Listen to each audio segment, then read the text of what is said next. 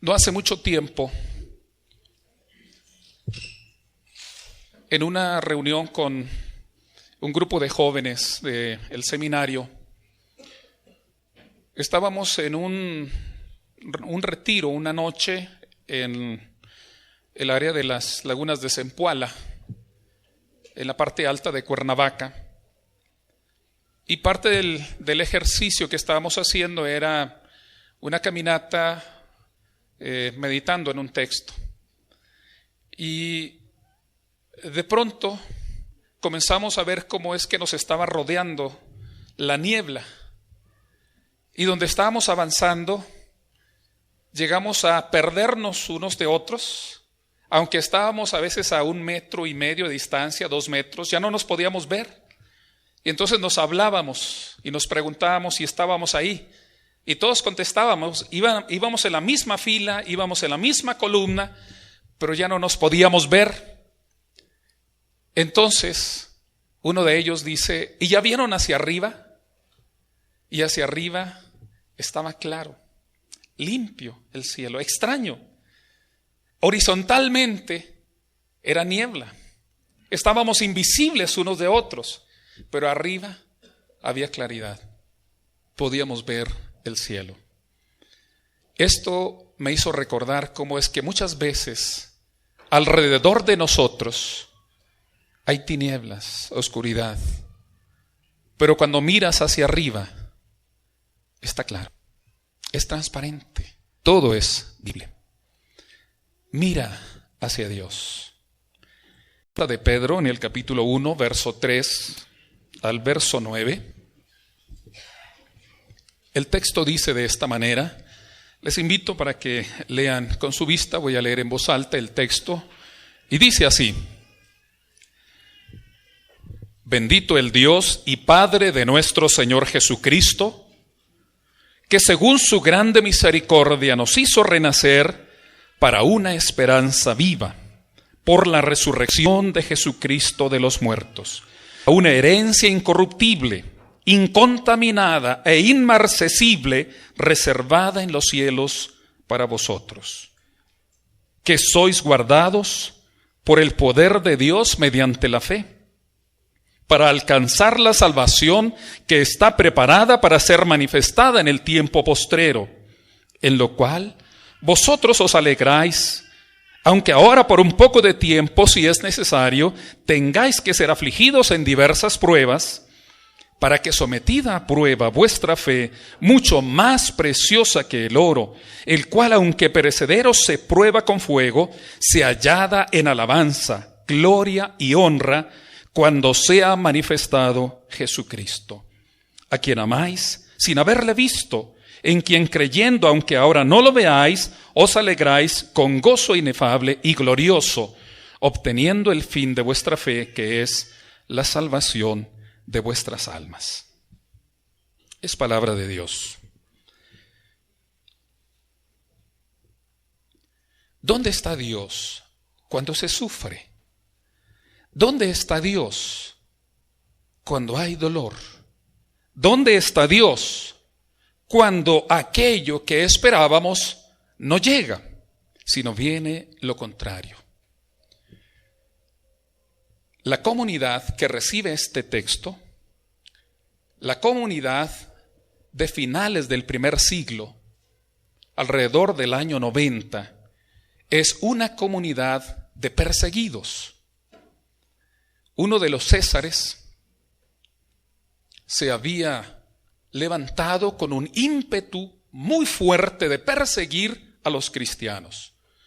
Los cristianos que surgieron como una minoría pequeñísima dentro de la comunidad religiosa judía, se fue haciendo más y más grande y se extendieron por todas sus redes en el imperio y se volvió amenazante, se volvió amenazadora para el propio imperio, y entonces el imperio respondió con persecución. Muchos fueron asesinados, muchos fueron ejecutados en el circo, atados en palos y luego incendiados o rodeados con pieles de animales frescos y dejados ahí con los animales salvajes, y fueron devorados por diferentes fieras. La comunidad cristiana entonces se preguntó: ¿qué caso tiene creer en Jesús? ¿Qué caso tiene tener esta fe? ¿Cuál es realmente la protección que Dios ofrece? ¿Qué es lo que Dios da? ¿Qué es lo que Dios realmente nos obsequia? Si no cumple lo que es nuestra expectativa, porque uno cree que andando con Dios, todas las cosas le salen a uno bien. A mí me dijeron cuando me estaban evangelizando, yo ya era de familia cristiana, pero cuando me estaban evangelizando realmente, me dijeron, si crees en Dios, si andas con Dios, todas las cosas te van a ir bien. No sé cuántos días tardó esa noticia en mí, pero se hizo realidad que en realidad no siempre nos va bien. No siempre nos va bien. Que los cristianos sufrimos igual que los no cristianos. Que nosotros perdemos igual que los no cristianos. Que nosotros también tenemos frustraciones y dolor y pérdidas y estamos expuestos a los mismos peligros que los no cristianos.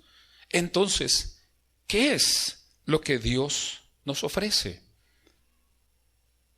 3 aspectos claves de aprender de lo que el apóstol le dice a la comunidad.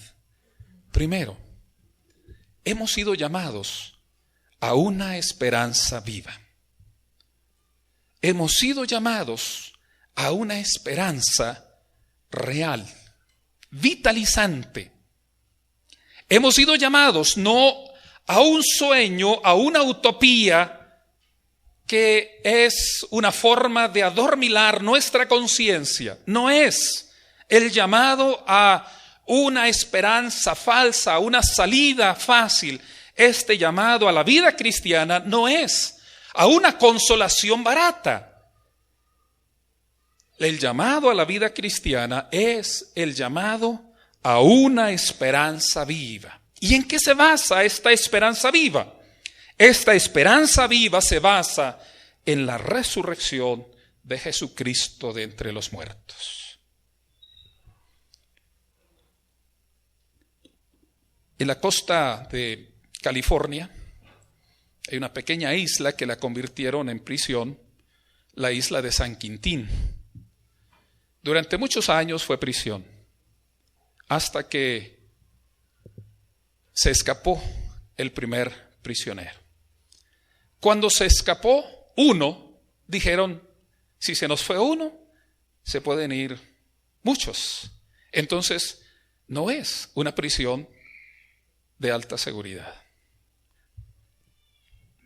Y tomaron una decisión drástica. No como los que dirigían Puente Grande y La Palma y los otros reclusorios de alta seguridad que tenemos en México. La decisión fue, si no es de alta seguridad, no tiene sentido de ser, entonces la cerramos. El Sheol, el mundo de los muertos, está llamado a ser cerrado, porque ya se le escapó uno. Porque a uno no lo pudo retener, a uno no lo pudo guardar, a uno no lo pudo contener, porque ese iba con toda la vida del Espíritu, con toda la fuerza de Dios, y entonces le levantó Dios de entre los muertos, le resucitó y vive entre nosotros. El Señor Jesucristo no es un hermoso sueño, no es una hermosa fantasía, no es una alucinación de un grupo de perdedores o fracasados. El Señor Jesús se ha convertido en motivo de vida y motivo también de entregar la vida para miles y miles en este mundo. Es una esperanza viva. ¿Qué hacía que la gente estuviera dispuesta a enfrentar ese momento de su muerte con entereza? Con entereza. Se habla de una muchacha, se habla de una joven una joven, era madre, tenía una hija, y ella fue sentenciada a morir en el circo, cornada por las vaquillas.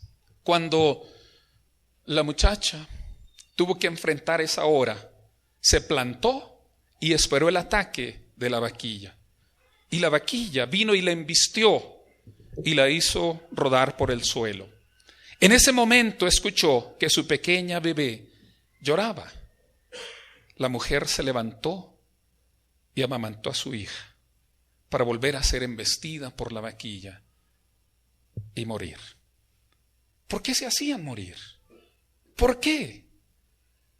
Había en ellos una convicción, había en ellos una creencia, una certidumbre.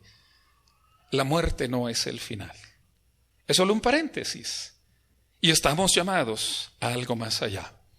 Hemos sido llamados, hermanos, a una esperanza viva. Hemos sido llamados a la vida plena, a la resurrección. Para nosotros, la muerte no es el final. Es solo un paréntesis hasta que llega la última realidad. A eso apostamos todo.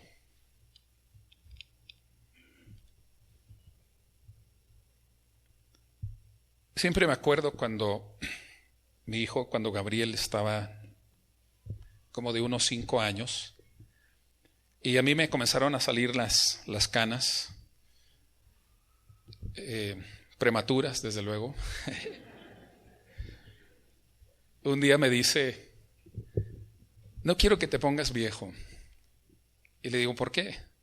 Dice: es que los viejos se mueren y yo no quiero que te mueras.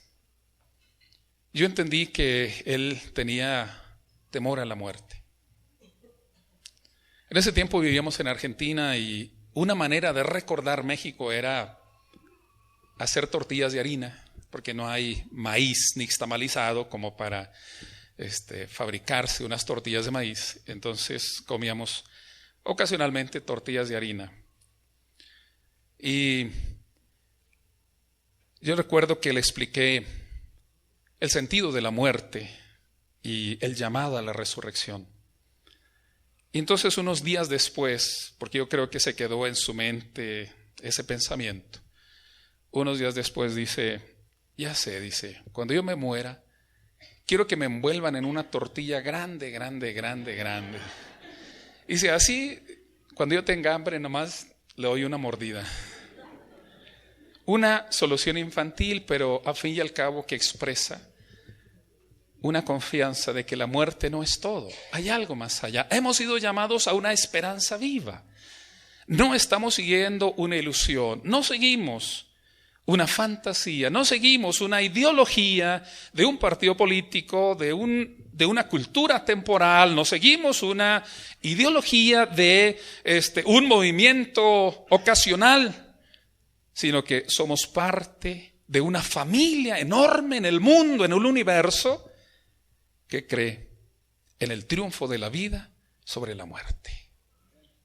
Y cada vez que nosotros miramos el cambio de la vida, creemos en la resurrección, creemos que alguien puede ser nuevo. Y Dios un día nos hará nuevos.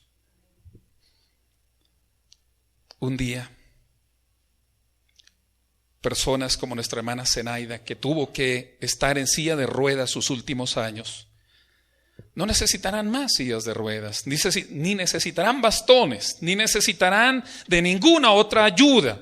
Dios nos dará cuerpos nuevos. Resucitaremos en un cuerpo espiritual. Eso no significa que nos tenemos que acabar que Dios nos ha dado, ¿verdad?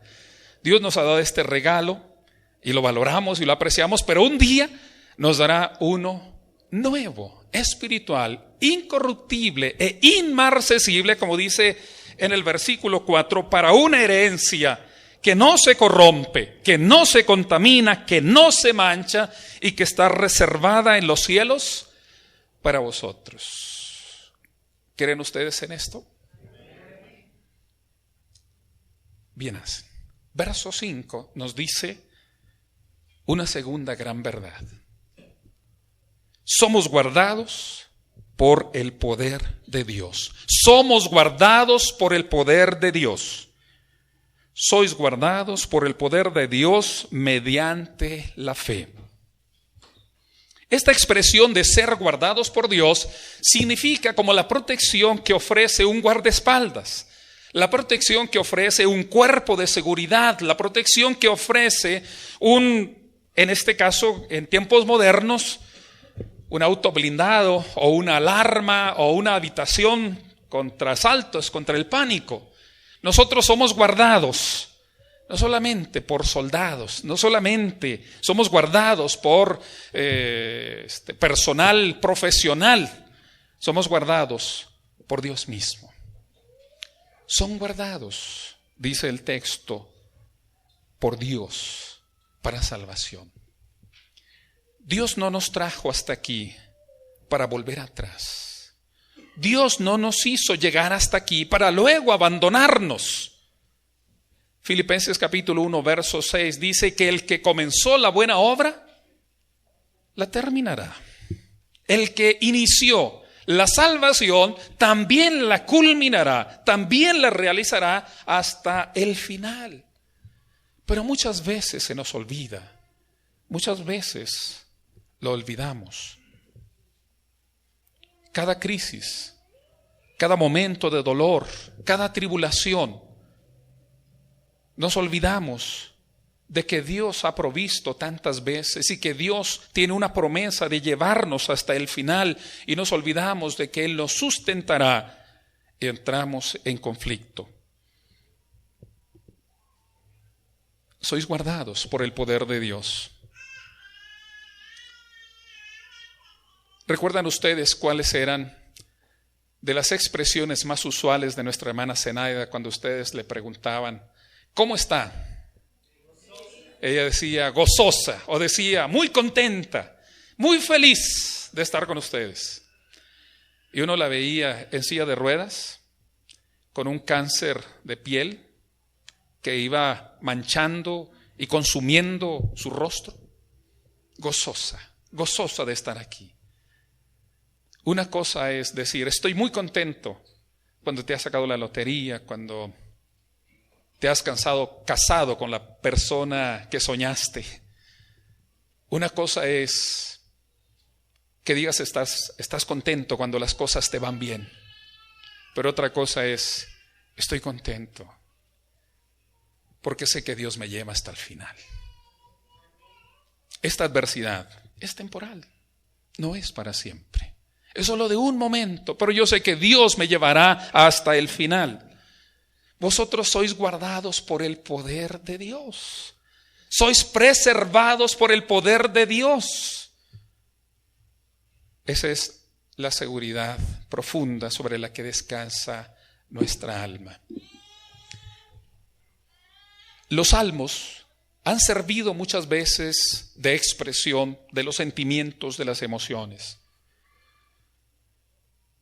Martín Lutero, el reformador de la iglesia en el siglo XVI,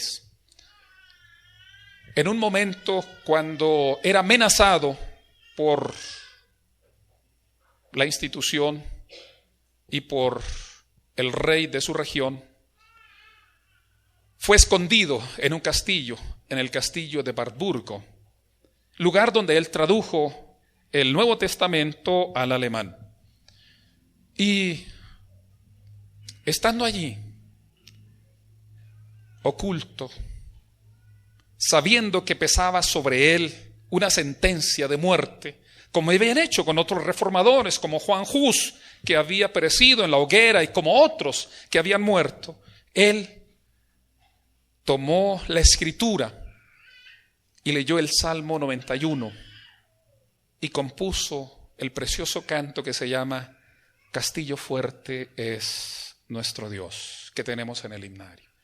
Castillo fuerte es nuestro Dios. El texto dice, el que habita al abrigo del Altísimo morará bajo la sombra del Omnipotente. Diré yo a Jehová, esperanza mía y castillo mío, mi Dios, en ti confiaré. El Salmo le dio a él la inspiración para enfrentar la amenaza de muerte, para no amargarse, sino preservar y perseverar en la fe. Porque vosotros sois guardados por el poder de Dios.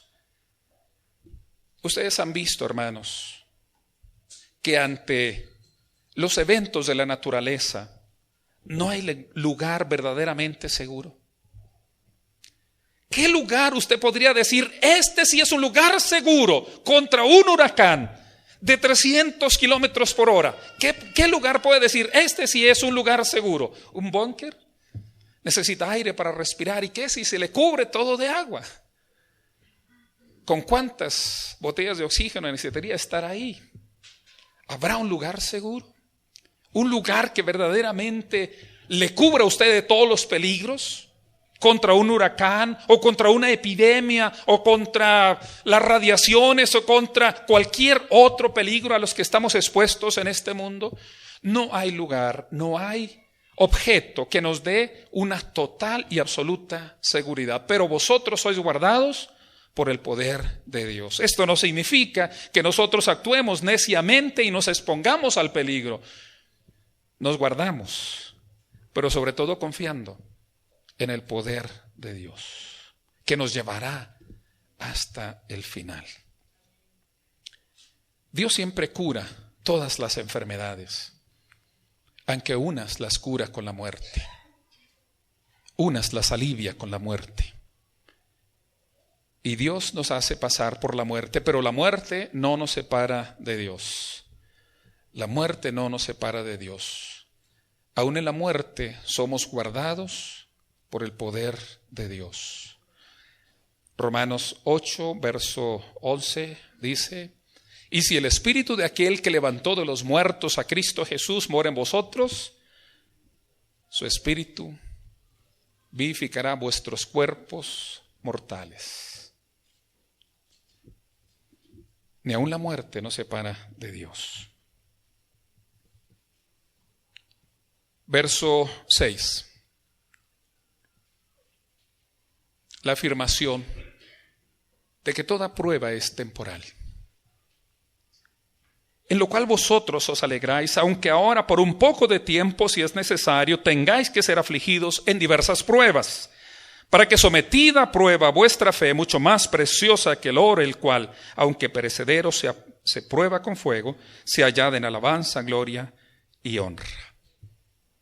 Ahora sois probados por un poco de tiempo.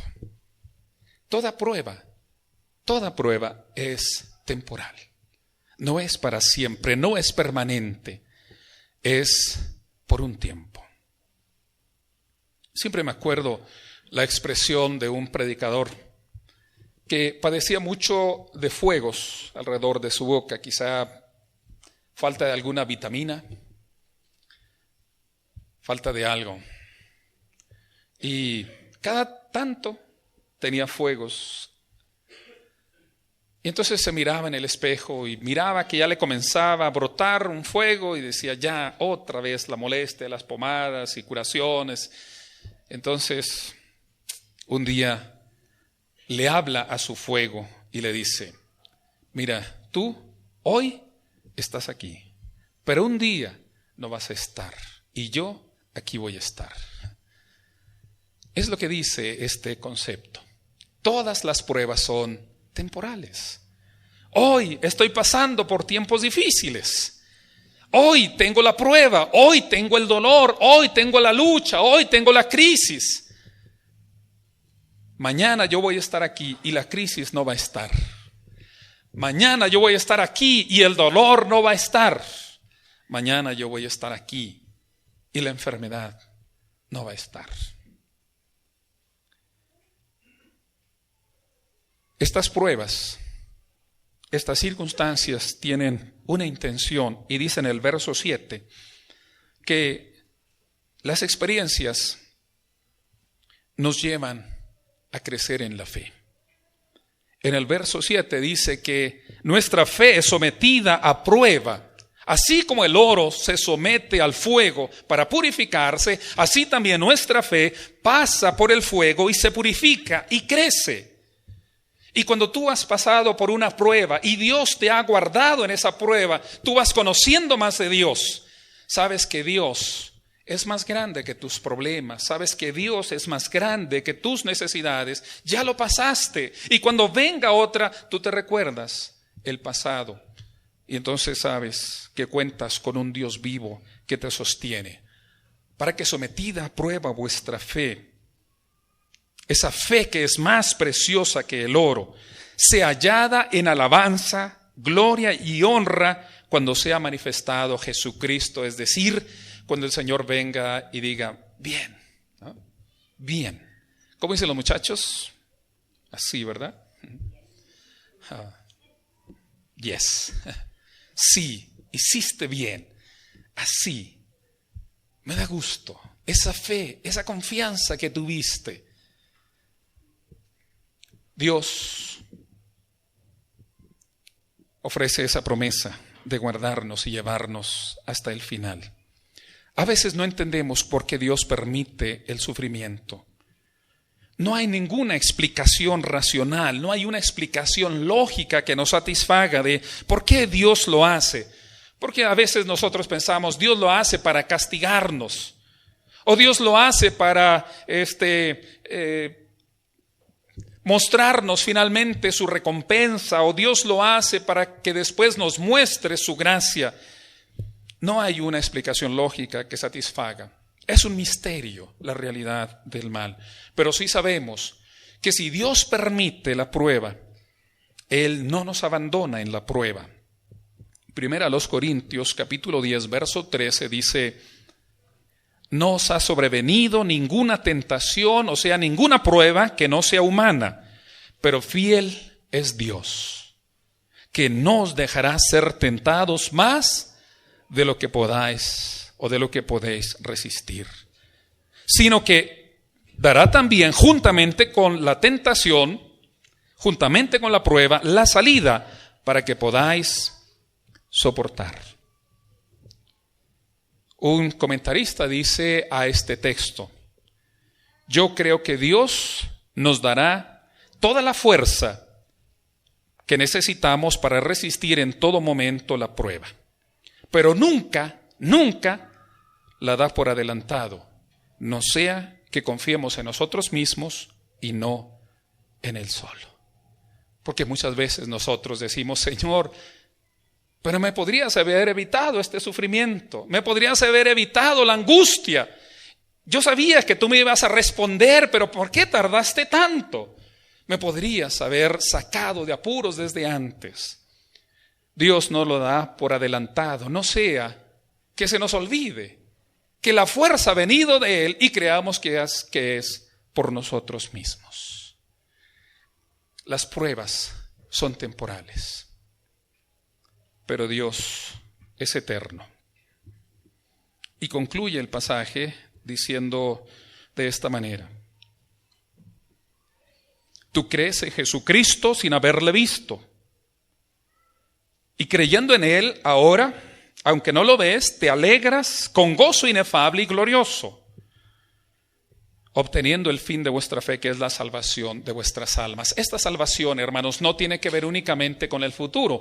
Esta salvación tiene que ver también con el presente. Los cristianos sufren igual que los no cristianos. Sufrimos las pérdidas, sufrimos las separaciones, sufrimos las catástrofes. Y no es justo, hermanos, pensar que los actos de la naturaleza, los actos que vemos en la creación, sean un castigo directo para las personas, como muchas veces lo hemos dicho los cristianos. A veces decimos, el terremoto de la Ciudad de México vino como un castigo por tanto pecado. El tsunami vino por tanta maldad, porque es una región donde hay mucha prostitución infantil y entonces Dios castigó. Y entonces ahora también hay quien dice, este huracán ha venido por un castigo de Dios contra la ciudad de Cancún, donde hay tanta prostitución, donde hay tanto pecado, donde hay tanta inmoralidad. No es justo decir eso. En estos eventos sufren Creyentes y no creyentes, justos e injustos sufren por igual. Y el mal viene para todo ser humano, porque todos estamos expuestos a esto. No hay diferencia y nosotros no podemos sentenciar a nadie y decir que Dios los ha castigado, porque entonces nosotros diríamos que somos mejores. Y de ninguna manera somos mejores. De ninguna manera lo somos. La gracia de Dios ha permitido que seamos liberados. Solo vivamos con ese agradecimiento. Y el sufrimiento le puede llegar a todo ser humano, a todo ser humano. Pero la diferencia es que el creyente sufre con esperanza y el no creyente pierde muchas veces la tranquilidad, el equilibrio, la fuerza para la vida cuando enfrenta pérdidas como la muerte o como la pérdida de la casa, de su patrimonio, de sus bienes, cuando pierde el empleo, cuando pierde tantas cosas. Pablo dice en 1 Tesalonicenses 4, no seáis vosotros como los que no tienen esperanza. No lloren ustedes como los que no tienen esperanza. Lloren, pero con esperanza. Sufran, pero con esperanza. Porque la salvación no solamente es algo venidero, la salvación no solamente es lo que está por llegar de parte de Dios, sino la salvación es la experiencia de que ya hemos sido perdonados y que somos amados de Dios y que Dios ya vive en armonía con nosotros por su gracia. Y esto nos da la experiencia de sentirnos confiados en Dios. Quisiera concluir con la lectura del Salmo 46, que dice de esta manera: Dios es nuestro amparo y fortaleza, nuestro pronto auxilio en las tribulaciones. Por tanto, no temeremos, aunque la tierra sea removida y se traspasen los montes al corazón del mar, y aunque bramen y se turben sus aguas y tiemblen los montes a causa de su braveza. Del río sus corrientes alegran la ciudad de Dios, el santuario de las moradas del Altísimo.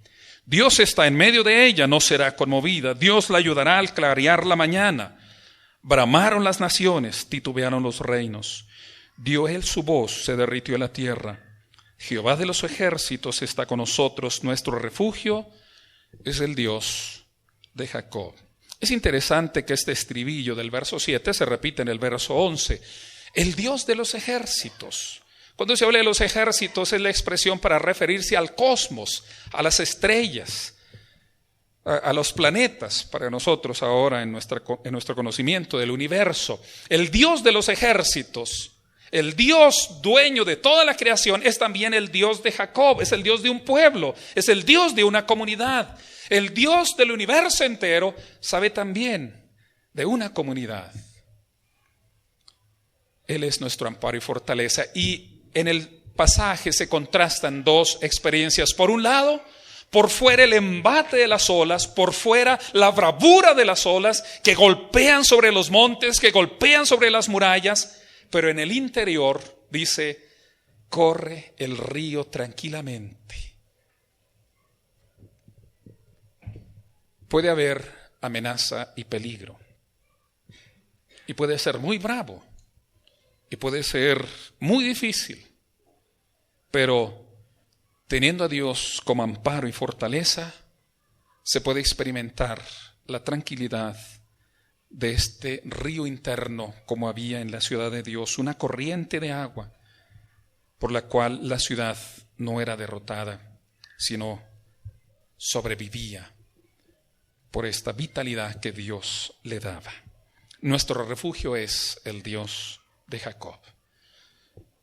Mira hacia Dios. Cuando a tu alrededor haya tinieblas y quebranto, cuando todo en tu entorno sea oscuridad, no olvides levantar tu vista para encontrar el sentido y la fortaleza. Mira hacia Dios. Que Dios nos bendiga.